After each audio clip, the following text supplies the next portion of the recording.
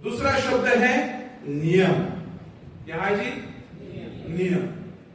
नियम का अर्थ भी होता है नियंत्रण। वो ये जरा गहरा है, वो थोड़ा सामाजिक था। नियम क्या है?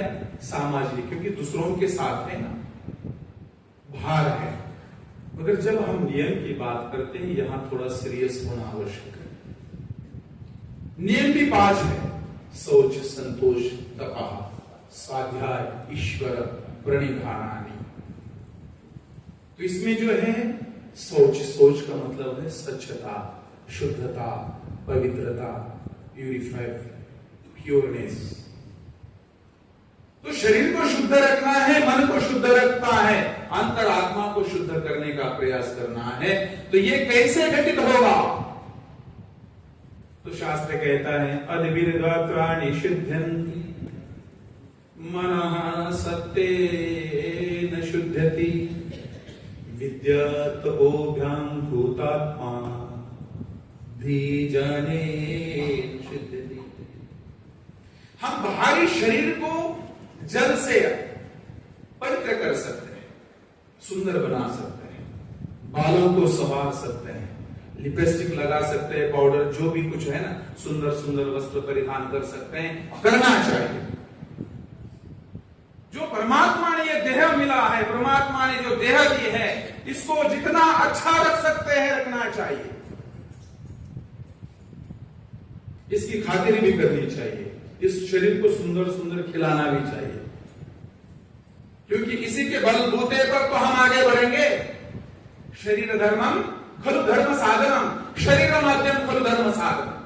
यह शरीर ही है जिस शरीर के माध्यम से हम धर्म, अर्थ, काम और मोक्ष की प्राप्ति कर सकते हैं। तो ये जो साधन है, इस साधन को साध्य तो नहीं बन सकता, मगर साध्य तक ले जाने के लिए हमारा साधन जरूर है। तो कहते हैं इसको जो है जल पानी से बाहर से शुद्ध कर से, अंतर से कैसे करें?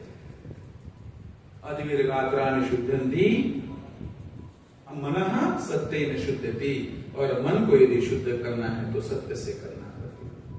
बुद्धि को शुद्ध करना है तो ज्ञान से करना। विद्या तपोभ्याम भूतात्मा।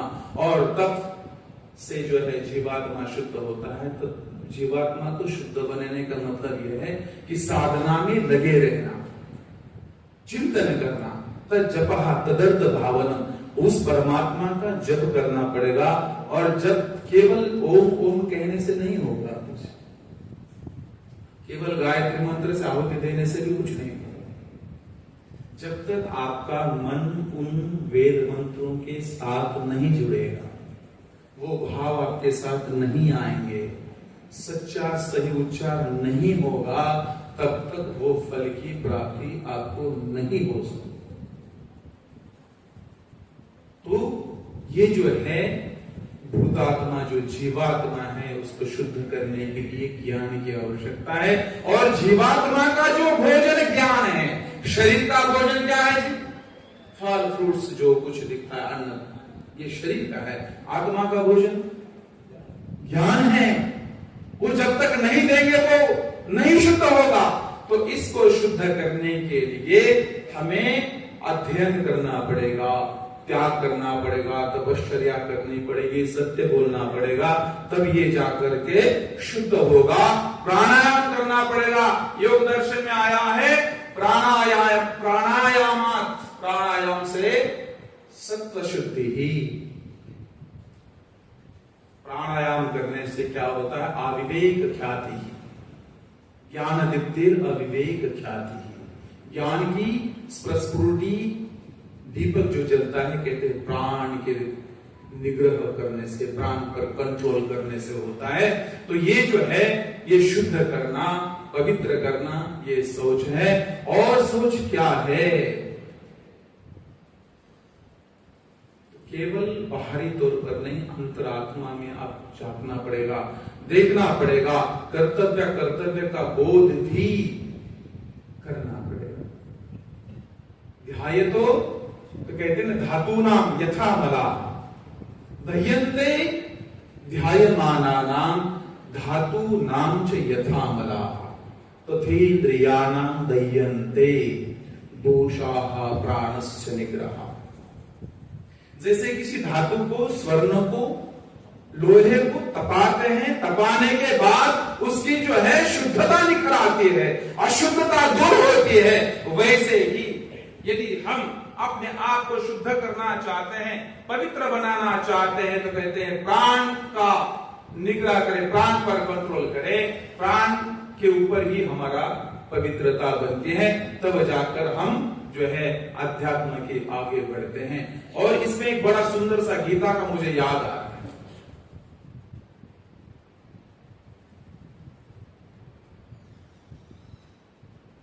हमें अपने आप को शुद्ध करने के लिए हमारे अंदर जो षड्विकार है, षड्विको है, कौन से बनते हैं जी? काम, क्रोध, लोभ, मोह, ईर्ष्या, द्वेष, इन सबसे अलग होना पड़ेगा।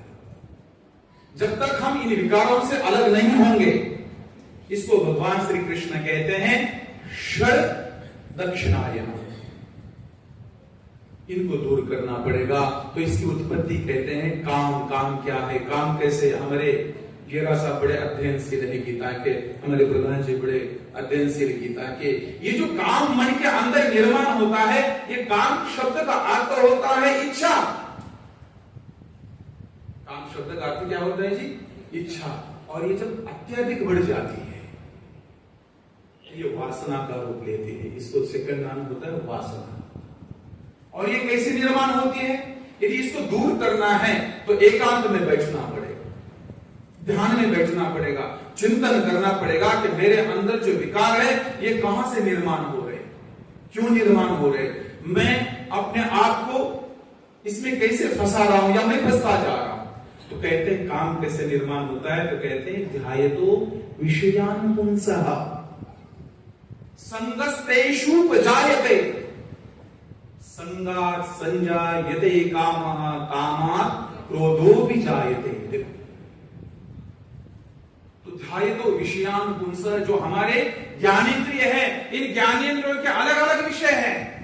नेत्र का अलग है, त्वचा का अलग है ना, जितने पांच पंच ज्ञानेंद्रिय है इनके विषय अलग है। और इनके विषयों को जब हम ज्यादा स्मरण करते हैं, ध्यायतो विषयान पुंसः संगः, संग का मतलब आसक्ति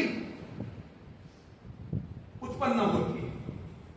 संगः तेषुपजायते, और जब आसक्ति उत्पन्न होती है, संगात् संजायते कामः, फिर इच्छा बढ़ जाती है, इच्छा निर्माण हो जाती है, उस चीज का भोग करने की लालसा निर्माण होती है। और यदि हमारा मन कंट्रोल में नहीं है तो फिर हम उसमें धंसते जाते हैं, उसकी तरफ बढ़ते जाते हैं। तो ये जो है इसको देखना पड़ेगा, सोचना पड़ेगा, ये निर्माण कहाँ हो रहा है। तो ध्यायतो विषयान पुंसः संगस्तेषुपजायते संगा संजायते कामः कामात् क्रोधो विजायते। अब जब क्रोध होता है तो क्रोध क्या करता है? देखो, सर्वस्व नाश कर देता है। क्रोधात् भवति सम्मोह, सम्मोहात् स्मृतिविभ्रमः, स्मृतिभ्रंशात् बुद्धिनाशो, बुद्धिनाशात् प्रणश्यति। तो ये जो क्रोध आता है तो क्रोधात् भवति सम्मोह, सम्मोह निर्माण होता है, और सम्मोह से फिर बुद्धिनाश, और बुद्धिनाश से फिर विनाश हो जाता है। तभी जाकर यह हमें साधकों का यह कर्तव्य है कि जब भी मन के अंदर क्रोध आए उस समय प्रतिक्रिया न दे।